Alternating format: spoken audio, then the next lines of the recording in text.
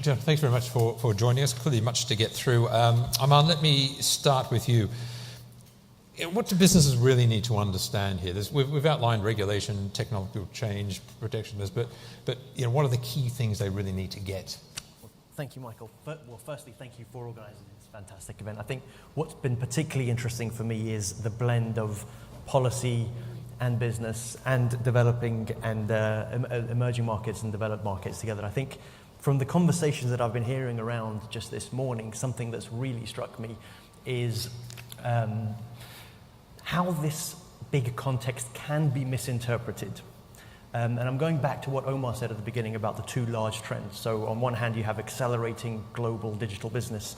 On the other hand, you have these increasing national legislation. What this isn't is a collision of business and government, right? So it's a collision of trends, but it's not a collision of, and I think it's in fact the opposite, which is a call for greater conversation and dialogue between the two. And I think that's become really clear, and it's great to hear those messages across this different group. Because when you think about how these things play out in reality, so if you think perhaps a few years ahead when you do have autonomous vehicles, as you say, and you may be driving between your country of where you live and where you work, perhaps across a border, might be France, Belgium, Germany, perhaps Ireland, Northern Ireland, and perhaps that automated car will stop at the border, right? And that may have been because a piece of legislation had to be accelerated because of some incident, and so the company decides to switch off the piece of tech that allows that data about that citizen to cross the border. And that's all perfectly plausible, right? The technology's there, the legislation, these things are happening. And no one wants that. The government wouldn't be happy with that. The driver or passenger certainly wouldn't be happy with that. The car company, the insurance companies, no one wants that to happen. So actually there's a very strong shared agenda in all of this. So I think that's the thing that we're at the beginning of. All these trends that we're talking about, whether it's the Internet of Things, where you'll see even more data moving across borders and between devices and people, means that we need that dialogue to happen that much quicker. So that's outside the company. Inside the company, the range of issues that have come up are incredible. If you think of, even on the physical side, if you think about the infrastructure, the fact that, as a company, you may need to invest in more data centers in more countries, which also means more IT talent in those countries, which is scarce and expensive. And you're talking about the need to be more flexible with those data infrastructures. You don't want to have those centralized, rigid infrastructures. So you need more redundancy. You need to allow for more flexibility, more decentralization, which is possibly where infrastructure is moving anyway in the conversations you hear from the experts on networks. We understand that the issue of latency means the speed at which data needs to really move to allow artificial intelligence, virtual reality, augmented reality, all these technologies may require us to have data centers far closer to one another, so within 100 kilometers. So that's an entire upheaval of our current way we kind of have our infrastructure at the local level. So that's the physical side of things. And then all the way to the other side, you have the most intangible of things like brand, right? And brand, as we heard earlier, has to become that much more local, right? We're understanding more and more how everything is about relevance in this world. The smartphone in your pocket, everything has to be relevant. That means that it has to be local. And so even at that kind of very intangible level, we're seeing how younger digital companies, newer digital companies are starting to realize that vision of a smooth, boundaryless digital world it may be an ambition, but actually the reality is that we do have national boundaries. And what the minister said earlier, that actually rules have to be created, legislation has to be created at a national level. And so there is no getting around that. So it's about issues as wide-ranging as the real physical stuff, capital expenditures, etc., all the way to kind of the intangibles. And then also, if you think about the strategic, all the way down to the operational. So if you think about the strategic issues we've already talked about today, like the international footprint, your presence in different markets, that companies are really seriously thinking about leaving markets, entering new markets, very strategic decisions. And also their digital vision has to be that more understanding that this digital journey is a complex one. It's not a simple one, and that they do need to cooperate with outside stakeholders, and they do need to plan in a very different way, all the way down to trickling down to the operational issues. So that's really about what we call an operating model. So your organizational structures, your business processes, your people, all these things have to be far more agile, right? So if your external environment is changing, you need to internally respond to those changes. And some of those changes may be easier than others. We already saw that 51% are already reorganizing their global IT structures. Those are more processes and physical things. The harder things to change are the people things, right? The things related to people and culture. And the truth is, with cybersecurity, data privacy, these things, a lot of those issues come up. So huge, wide-ranging things, from physical to intangible, from strategic to operational. We're talking about comprehensive, fundamental reorganization, rethinking of a business model for lots of industries. So it is, we're talking about a huge task here. Richard, let me turn to you. Legal impediments, that's clearly a big part of this puzzle. New legislation that's coming through, how that may or may not impede free flow of data and therefore force changes in business model. What are the new laws and regulations that businesses need to look out for, and really, how much do they matter? So, well, thank you, Michael, and thank you everyone for coming along today. This is an area where Europe has been astonishingly successful in exporting its worldview. It would be great if maybe Europe was more successful in exporting some other things as well. We've been great at exporting regulation and law, and here's one of our great success stories. We talk about impediments. We're really talking about impediments in the areas of privacy, cybersecurity, and national security. Those are really the three areas where you see this cropping up most. Then there are some sectoral rules as well, but those are the three big areas. And when we talk about barriers, as the Accenture report does, we're talking about hurdles rather than prohibitions. Very rarely are national governments saying, "Thou shalt not send out from my borders." There are some areas around national security where that's not the case. But mainly we're talking about impediments, grit in the oyster of free trade. And the biggest problem for our clients is that grit is not consistent. So that even if you look at the high watermarks of these data prohibitions, the Chinese cybersecurity law, for example, data localization in Russia, the GDPR, the way that grit manifests itself differs. So in China, under the cybersecurity law, you can get around that prohibition if you do a security review. We don't quite know what that yet is, but it's going to be a thing, right? We know that in Russia, you can get around the data localization law if you have consent from individuals and data is kept inside the jurisdiction a copy. And the GDPR, we've got a load of sophisticated ways of getting around that prohibition. But those differences make compliance costly for business. And that, I think, is the key issue that comes out of the Accenture report. It's not that there is prohibition, it's that there is cost and grit. That maybe is the first thing. The second thing to think about is why these things exist. It's very easy to say, well, look, free trade is a good thing, it enhances the economies of the world as a whole, average incomes grow, why would you possibly get in the way of free trade? But there are good public policy reasons that generate this grit, and those public policy reasons are national security, a response to a digitalisation of a business that removes jobs from a local area. And we see this really acutely in the UK. We've had a big debate here about investigatory powers. What power should government have to intercept communications here in the UK? So on the one hand, we've heard Matt Hancock talking about free trade, sharing data with Europe, but almost in the same breath, the UK government is saying, well, look, hold on, I need to be able to get access to technology companies' communications in order to ensure security of my citizens, an entirely justifiable aim of government. In order to achieve that, data either needs to be in the jurisdiction or I need to get access to it from the jurisdiction. So that's a public policy aim that bangs right up against that free trade aim. And there are others we can talk about, response to jobs and those kinds of things as well as we go along. Okay. Hersuk, what can policymakers do? Because it's complex. They don't want to stop trade, they don't want to stop business, but there's a demand, a need for regulation, and clearly a need for trying to standardize this. How do policymakers rise to this challenge? Well, I will say the response has been very ambiguous, because where there is grit, there is a cost, not only for business, but also for entire economies. If you look at the data localization measures and privacy measures that we've seen rising over the years, for example, for the UK and Europe, the cost for the economy could be up to 1.1% of GDP. And if you consider that an average finance minister or treasurer would cut off both his arms for 0.1% growth, that's quite a big number. And privacy means compliance, and compliance also entails cost. And I do agree that there is what we call conditional flow. Data cannot flow in and out, and you have to fulfill certain kind of conditions. And these conditions are extremely expensive, especially if you're an SME.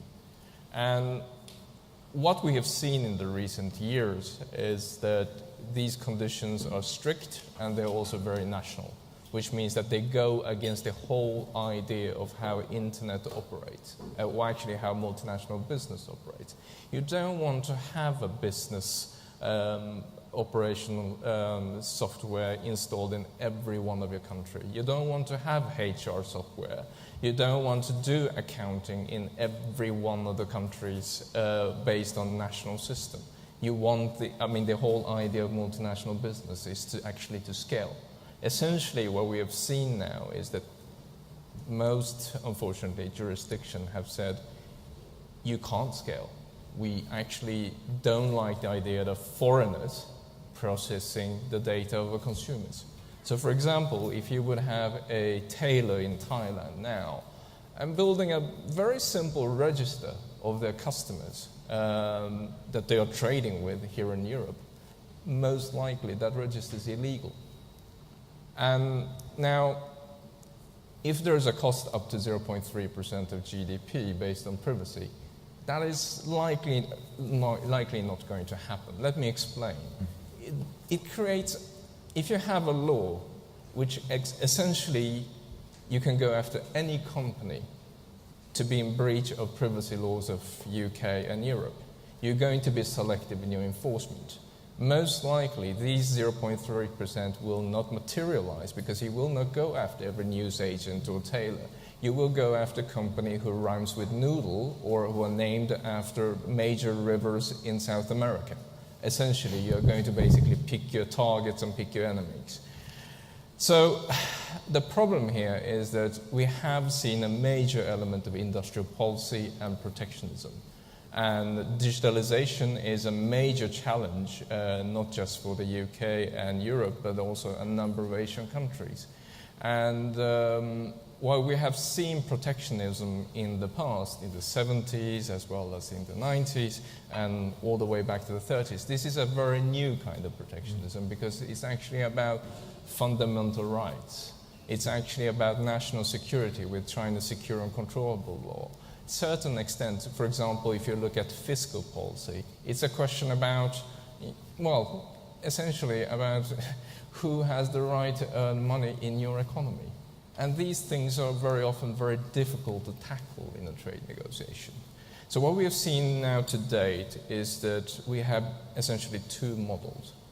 Those who say, we want to actually remove that grit and remove that friction as far as possible because we don't like self-imposed sanctions. We don't believe in them, and finance ministers like growth. And the best example that we've seen, I think, is TPP 11, which used to be 12, but United States unfortunately have abdicated from an agreement, which contains real proportionate safeguard and say you can have privacy laws, you can have taxation laws, but just make sure that they are least trade restrictive. If there are any better ways to impose a regulation, do it. Don't just shut off the data. And the second approach is to make sure that they are not actually, the second criteria that you have in TPP is that they can't really be disguised protectionism. And I think that makes a lot of sense. The other model is the adequacy model that we have heard about several times now, is that a country decides who is adequate, who is not. And data can only flow with countries that are deemed adequate. Who are they? Very few.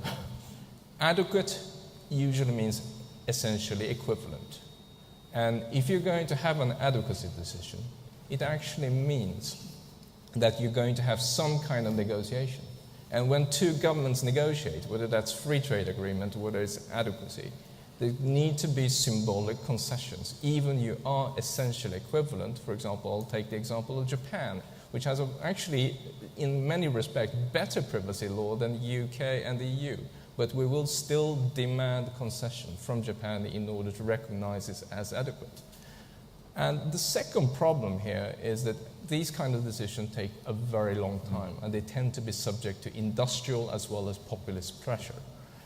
That means, for example, to date, UK and the EU has only acknowledged, a handful of countries. No one in Europe. No one in Asia.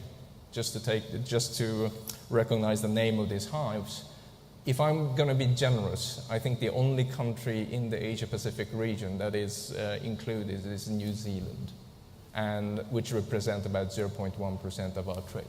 So essentially, we haven't covered the big economies, and we'll probably never be able to cover countries like China. We are close with Japan, and at the same time, the free trade agreements that we are signing now, aside from TPP, are essentially blank when it comes to the e-commerce chapter. We recognize this, our ministers recognize this is the most important part of our economy, the most dynamic part which will increase the productivity. I heard some comment from the lady from the Airbus talking about the productivity factor. Yes, this is the number one factor why UK productivity is lagging. It's about digitalization. We are slow in digitalization. We want to fix this. Still, zero blank page in the trade agreements. It makes no sense. And the problem with this approach, of the unilateral approach, is that we can't address data localization measures because they go beyond privacy. They ask you to localize company data, financial data, sectoral information, it could be employee data, production data. So we need to go further. And when we don't do that, if we fail to do that in trade agreements, what actually that entails is that all the liberalization we have achieved so far in the World Trade Organization, bilateral negotiations. I've been in international trade for 20 years. I did trade before Brexit. And now everything that we have achieved is going to just be thrown away simply because before you couldn't actually restrict access to professional services or manufacturing in digital machineries. But essentially, by government cutting off the data, you can turn a smartphone or an industrial machinery into the world's most expensive piece of brick. You can turn a consultant into the least productive employee of the economy just by cutting off the data. So all the market access we have negotiated over the years can be cut off. 56% of all international trade depends on access to data. So the government can actually shut off that trade at any moment just by making slightly less profitable. So it's actually quite a bleak and concerning outlook there, John. Let me turn to you. You're Chief Data Officer of HSBC. You operate in multiple, you're a global bank, a huge amount of data. How are you navigating this changing? How's HSBC managing in this changing regulatory environment? Well, first of all, thank you for inviting me here and to everybody in the audience. We operate across multiple jurisdictions, and we have been for quite a few years, in fact. What I will say is that the ability to share information across jurisdictions has been incredibly helpful to us in a number of different ways. It's allowed us to build centres of excellence where we can concentrate training and systems development. People have mentioned beforehand about the fact you do want to build IT systems in lots of different locations and maintain them, etc. So that's really helped us in a lot of extents. I mean, we are also kind of stuck between a rock and a hard place in some extents as well, in the sense that some of the regulators which have a global reach, say the United States of America, would expect us to really understand our customer base from a global perspective, and that's very difficult to do if you can't share the data. So they would very much expect that we risk rate a customer that holds an account with HSBC in London exactly the same if they also held an account in Hong Kong.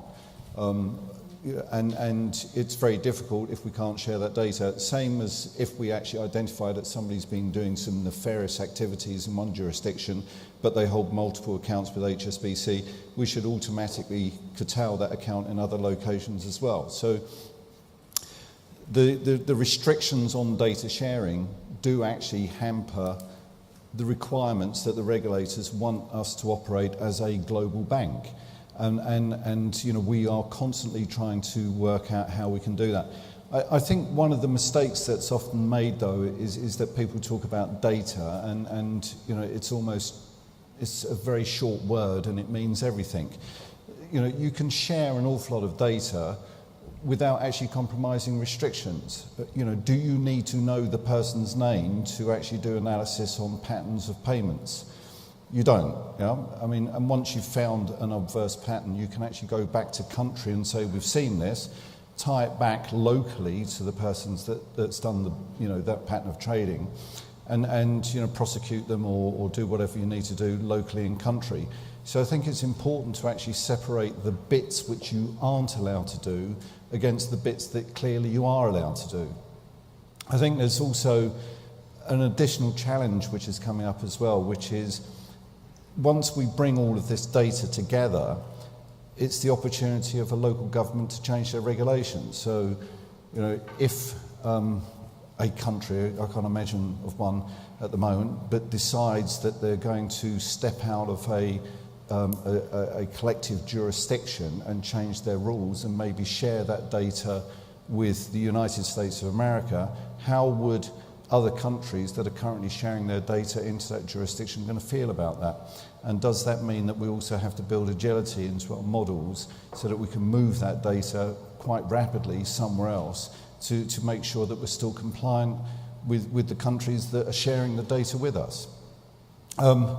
There's also something as well, which is that the data sharing agreements as well, we find are also can be selective as well. So, you know, we have sharing agreements with certain jurisdictions where we can only use it for financial crime purposes, and we can't use it for, you know, things like looking at demographics of, you know, the population of our customers, etc.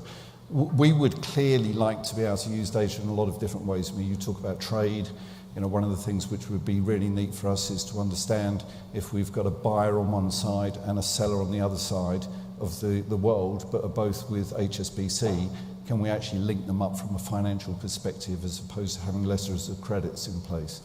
So it's challenging, but I think, you know, we've got a pretty good handle on what we're doing on data sharing. You must be spending a lot of time, and HSBC must be constantly looking at changing regulations, where to place data centres, what data can and can't be used, because you also have technology changing as you're going along, and consumer trends changing as well. Yes, and it's quite, you know, and you have to look at everything from a nebulous point of view. So, you know, a change in a regulation in one country where you're not actually sharing data directly with, but let's say you've got a follow-the-sun type of support environment, somebody's able to log in with super user access to support a system somewhere else in the globe, that means that they've got access to the data. That means that you are effectively sharing the data there as well. So it's not the obvious things always that you have to take into consideration. So we have to map everywhere where our data is, what the purpose of that data is, and make sure that we get confirmation on a continuous basis about, you know, whether or not the regulations are changing, or whether or not the need for that data has expired, or you know, people want to change what they're using that data for. Okay. I mean, you mentioned earlier that there was, in a sense, an alignment between business and government policy makers working together, but it sounds like harmonisation of some of these regulatory changes is the key. I'm not aware of a forum where that is even being discussed. So how does one adapt to that? Absolutely, and to add to that, I think it's just the beginning. We're at the beginning of a very long journey. When I was talking to the minister earlier, we were talking about the speed of change and how quickly everything is changing. Well, and earlier we were talking about regulations catching up with business. Well, when we think about what's going to happen in terms of the Internet of Things and the sheer volume of data that's going to be having to move between devices and between people, between machines, etc., it's going to only become even more extreme. So I think one way to think about this is, there's kind of push and pull places where government and business can come together.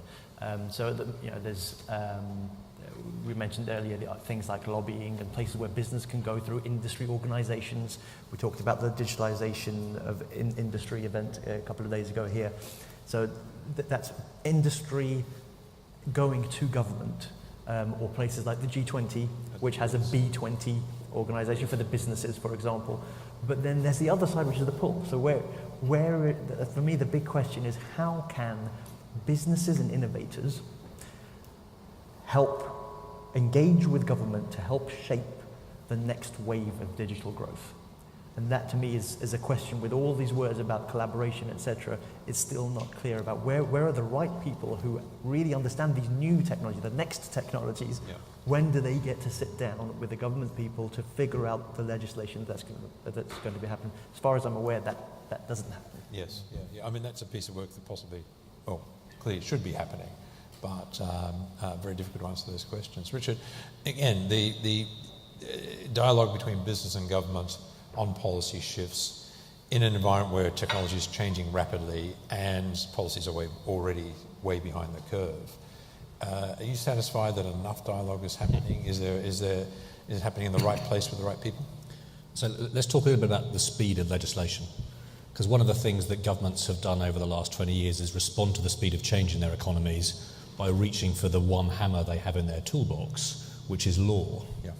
So if you look at this country, since the war, on average, up until about the year 2000, we issued about 2,500 pieces of legislation a year, primary and statutory instrument.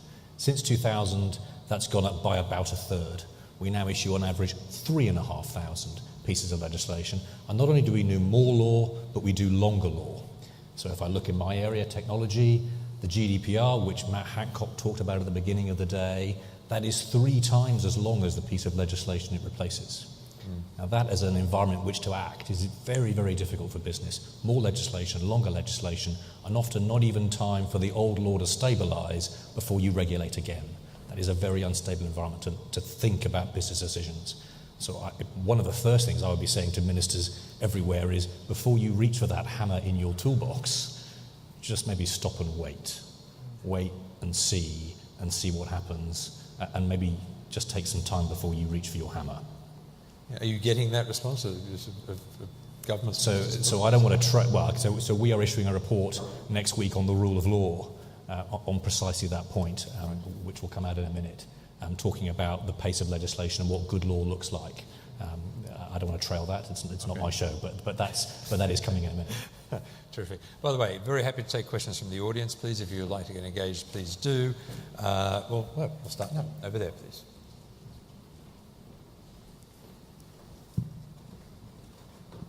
Thank you. My name is Mark Brand. I'm from ThoughtWorks. We deal with some of the data issues you've pointed out. I particularly like John and Richard's points. So talking about being able to map and track data with some agility and reconfigure how we treat and move our data is obviously critical globally, irrespective of the pace of the regulatory environment, but it's becoming more important because of the speed and heaviness of regulation. If we took GDPR as an example, the requirements for GDPR are actually quite basic. And in the landscape, certainly I've seen the corporate response has tended to be to adopt a kind of protection layer approach, not the thorough mapping, tracking, agility that you've described, and to respond to the regulation, to your point, that's happened now, as if regulatory innovation is not likely to happen over 5 or 10 years. So candidly, there's an iceberg of lack of composition and ability to deal with, in the spirit and letter of the law, data well in this or any other jurisdiction. And it doesn't appear from maybe some of what we heard today, say earlier today, or elsewhere, there's much dialogue about helping businesses get on the front foot to being effective in both the spirit and letter of the law and composed well to deal with all the challenges that you've mentioned. Are you seeing any instances where people are taking that on as a competitive advantage and thinking about that strategically? And if not, do you think you're in a position to help your organizations and clients do those things? maybe I can please, yes. add some colour to that. Excellent question. One of the points which was made earlier on was about the fact that these things come along and the difficulty about actually adopting them. I think GDPR is actually one of those regulations. I'd spent 5 years in Germany, so it's very similar to German regulation there. The interesting thing is that the Germans do this very well on a day-to-day basis. I mean, they don't have a problem with it. They have data protection officers, etc. We find it difficult just because it's new, in this environment. What I think will happen with GDPR is that technology companies will fill the vacuum that there is at the moment. So whereas at the moment people have not historically been mapping their data, it will become kind of just part of the process. So I think we'll look back in 2-3 years' time and think, what was all the fuss about? And I think the point about that is that once you've done that, it then gives you so much better control over your data. One of the things which I really want to see develop as well is one of the biggest challenges that we have is actually sharing data with teams. So a team will come along and say, I want to see this data, and the typical answer is no, which isn't particularly helpful because it doesn't allow them to do their job. Really, the question should be, why and what level of data do you want to see, and be able to put an abstraction layer that sits on top of the data so that they only see the bits of information which they need to see. Now, if you can do that, if we can build something like that, then it will give the organisation an agility to actually share the bits of data which are important enough for them to do their job, but not sufficient to break any regulations.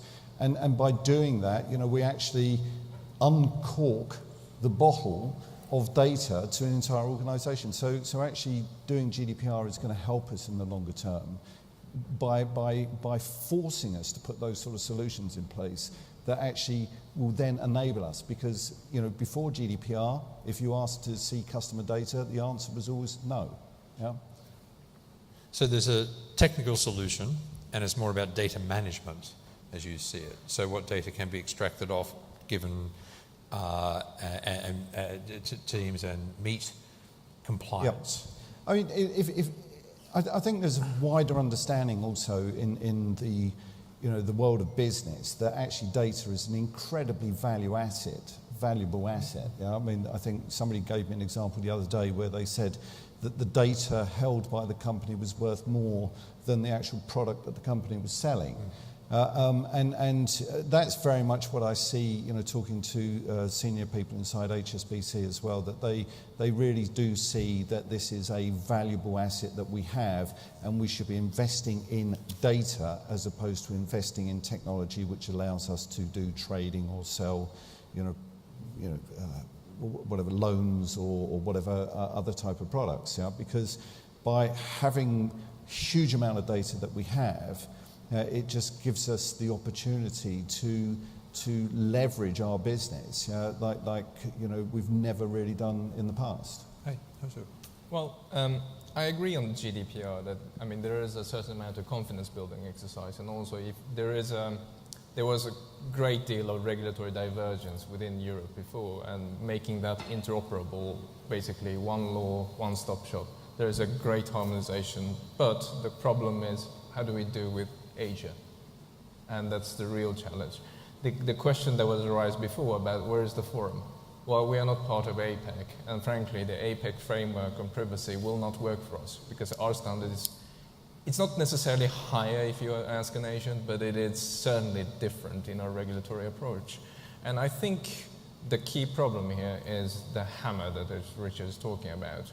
And in many cases, there are you regulate when there is a market failure and there is a need for corrective measure. In many cases, there aren't. GDPR is a question that many people ask themselves, where is the market failure? But you see other regulations that are coming out now, for example, e-privacy regulation, which will essentially disable the entire internet advertising market, because we prefer paid content rather than free content in Europe.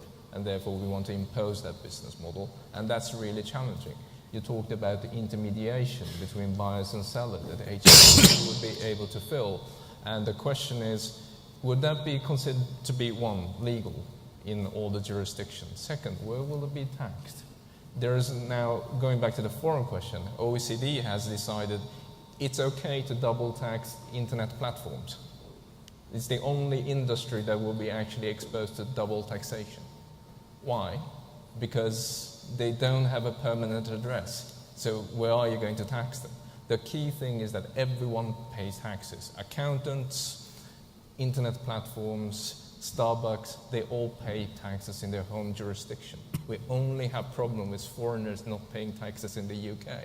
We never ever think about the fact that we don't pay a dime in taxes in Asia. And that's really not a problem. And this is going to change. And when platforms is going to be taxed, double taxed, basically they won't be profitable. And the question is, will the market mediation, this innovation, will it really take place here in UK? It's a very brilliant point, and I think they connect to this idea of, well, when does the hammer come out? And the hammer usually comes out in reaction to events, right? And that's the difference between these big long-term trends and events that happen every now and then. And it is a real friction that's going to keep going between these trends. We did a sentiment analysis of the media, so we looked at thousands of media articles over time around the world, and we saw a real how those friction, like tectonic plates, can actually result in tremors every now and then, right? So the second half of 2016 saw a bunch of tremors. And so the hammers come out when there's tremors. So we saw that the media sentiment towards terms like globalization really shifted. So it's kind of fluctuating, and then it just dips at the end of globalization and becomes negative. Pretty much a mirror image of that was the sentiment towards nationalism, which was negative, fluctuating, and then actually came into the positive at the end of 2016. And the sentiment towards the word multinational was very interesting. Not only did it fall, it fell to levels below the entire global financial crisis. So you get these moments, and I think it's important to think about, well, when does the hammer come out, and think about when do you get those frictions, which is why that dialogue isn't a once in a while thing. We have to kind of keep that going and look out that it's not coming out just as a reaction to events. Yeah. But is it, Richard, you see this, that we've had a rise in nationalism, we've had rise in populist voting, we've had some extraordinary shifts in global politics, Brexit, Trump and the like. Is it that mood, that background, which is also driving rapid adoption of legislation that might otherwise have taken more time and thought? Yeah, that hammer is coming down for all sorts of public policy reasons. It's not just because of a failure of a market. We've talked about government access. That's not a market failure.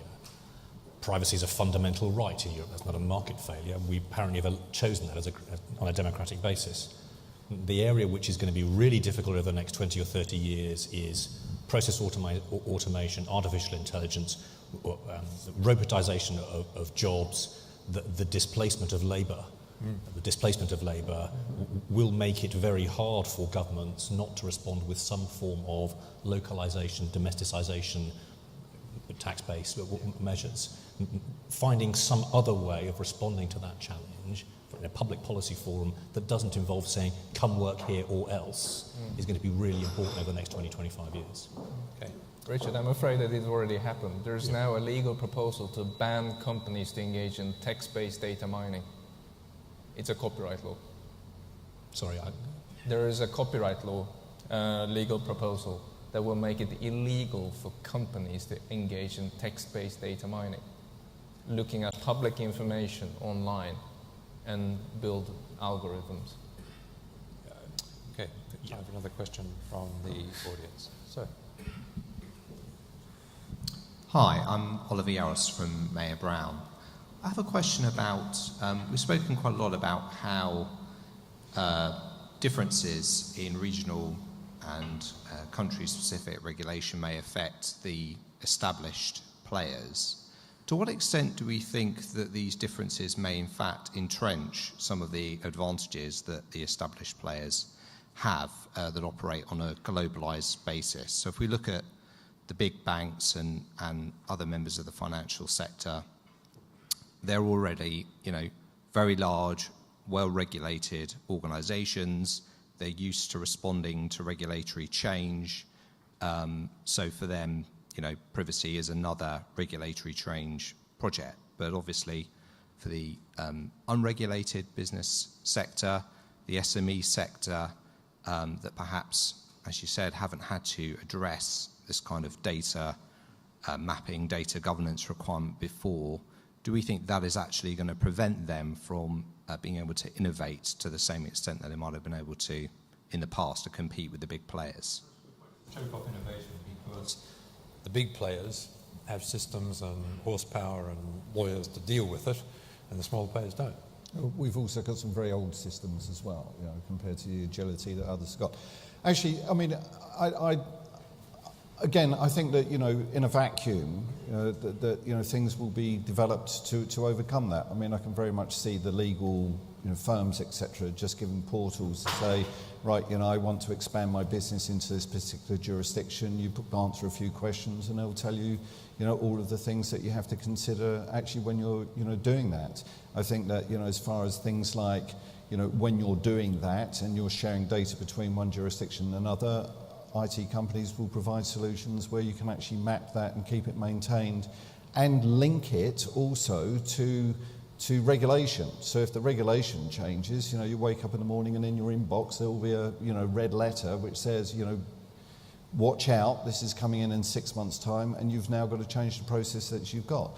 I think that the only advantage that we've had as a huge company is the fact that we've got all of those lawyers and intellect in-house, and it's just a question of federating that and making it available to other people. And it's a great business opportunity, I think, for some consultancy or to make that sort of toolkit available.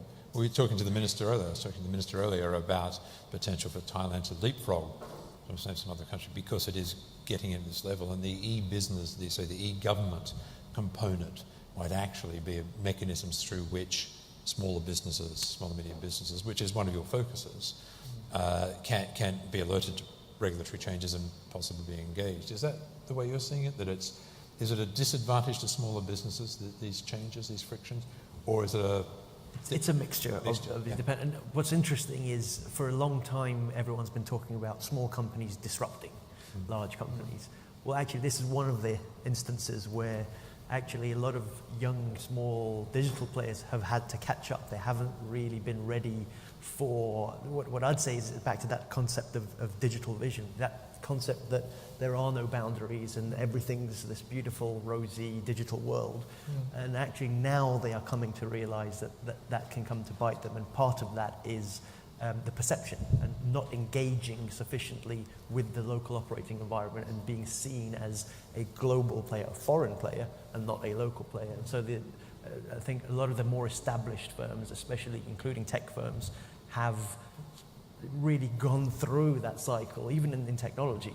10, 15 years ago, the big players went through that and realized, no, we need to be hyper-local in every single one of our markets. We need to show that we are part of the national innovation agenda, that we are part of this, we understand the strategic priorities of the country, whether that includes lobbying, etc., and real commitment. It's real commitment, and then also to be seen to be doing it as well. I remember I lived in India about 10 years ago when the country was really booming, and you saw at that time the local companies really taking a real pride in their growth. And actually what was a global, people who saw global brands as a very positive thing before, actually it became a slight disadvantage because the local brands were a real symbol of the country's growth and a symbol of the development of the country. And so the global brands had to learn how to explain to the local market and to the government, etc., how they were committed to that local market. So you're seeing that now happening everywhere. Right. No, it's actually quite interesting because 25 years ago when I studied economics and international trade, the common wisdom then was that only multinational companies can trade across borders because it's a pretty damn expensive activity to engage in. You need to have sales offices, you need to have the manpower, you need to have the corporate infrastructure. Now what we have is something we call micro-multinationals. We have multinational companies run by single owners in Sub-Saharan. They are making fantastic textile products in Kenya, which is sold through Alibaba and other platforms, Etsy, and you can endless list of them. So international trade, I mean, which used to be a big players game, is now available for everyone. And there are two learnings from this, I think, that is extremely important, is that if you put regulatory barriers or regulatory divergences in place, what will actually happen is that it becomes a big players game again. If you look at, for example, GDPR, the 4 legal mechanisms that you can utilize in order to take data across countries to serve your customers, essentially 3 of them, I would say, is exclusively reserved for multinational with an army of lawyers and endless, bottomless turnover that they can just basically take this the overhead cost and just basically spread it thin. Unless you don't have the turnover, it will be extremely unprofitable for majority of SMEs. The second is, what's the regulator's role in market concentration? What internet has actually created is also a much more fluid and much more dynamic market space. So our concept about what is actually market dominance has really changed. So, I mean, traditionally in the US as well as Europe, is that we don't actually have any problem with dominant companies. We have problems with abuse of dominance. That's 2 different things. But something that I have learned is that, very few people saw the amazing tectonic shift that we would see from internet and all the wonderful innovation that would come. And many people who saw that were business consultants, but very few of them were competition lawyers or trade negotiators. Let's agree on that. And if you look at the cases we have done, for example, in the US and Europe, for example, 15 years ago, again, Microsoft, because there was a bundling of Windows Media Player. If you look at those rulings in hindsight, because we believe that Microsoft will be dominant forever. And if you look at what we actually asked Microsoft to do, did that help Apple to launch its iPod? Did that help Spotify from Stockholm, my hometown, from literally a bedsit, a 20x-year-old guy basically disrupted the entire music scene? And no, none of these competition cases actually help neither Apple nor Spotify to enforce a paradigm shift. And so, once again, we have to think about competition in a completely different way. And competition lawyers talk about it as a dynamic competition rather than static one. Essentially, it's not going to be a competition between companies necessarily. It's a chain of dominances that will replace each other. So, yeah. Richard, to you, small businesses, SMEs, disadvantaged by this new regulation because they don't have the guns and the lawyers to deal with them? So one of the big pushes that the UK tried to make in the negotiation of the GDPR was that there should be a blanket exemption for SMEs. Effectively, they should be taken out of that area of legislation. Because in Europe we regard privacy as a fundamental right, that removal didn't succeed. And as a result, we legislate more or less, not quite, but more or less on an even playing field, small and large. We'll find out how much that impedes European startups. The European tech sector isn't quite as successful as that in the west coast of the States. So maybe there's something there. Okay. Maybe there's something there. It's not an overcomable barrier. We have plenty of startups. We've just been talking about one that started in a bedsit in Stockholm that has gone on to achieve very significant success. And actually there's an organisation that challenged copyright law, but actually has taken a really very successful approach in relation to privacy and data transfer almost from day one. So that it is possible to be a startup and think about these issues early stage, particularly if you swim in the ecosystem. But there are marginal gains here and marginal gains being lost. So I do worry that maybe regulating everyone will turn out not to be such a smart choice. Final word to you, Ahmad. Are we expecting more or less innovation? Is the regulatory track and all these complexities that you've outlined so comprehensively in your report, is it going to choke off?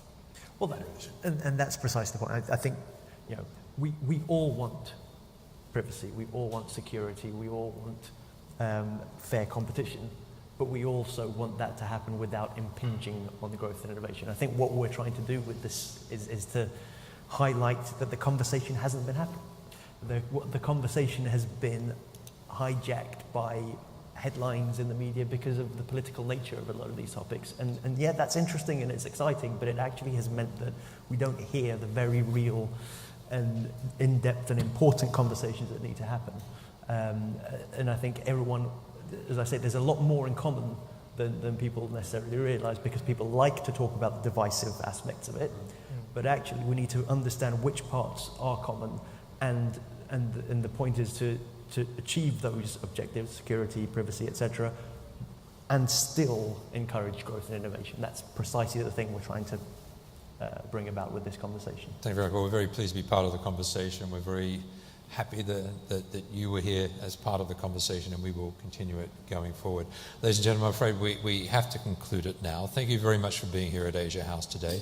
My thanks also to those who are watching us on our stream program. Thanks to Accenture for the report. Great thanks to the Minister for rushing here from Heathrow through London traffic to get here to speak to us. Also, thank you to my speakers, Aman Avanesov, Hirsukli Makiyama, John Mayton and Richard Cumbly. And finally, thank you all for being here. We'll see you very soon. Take care.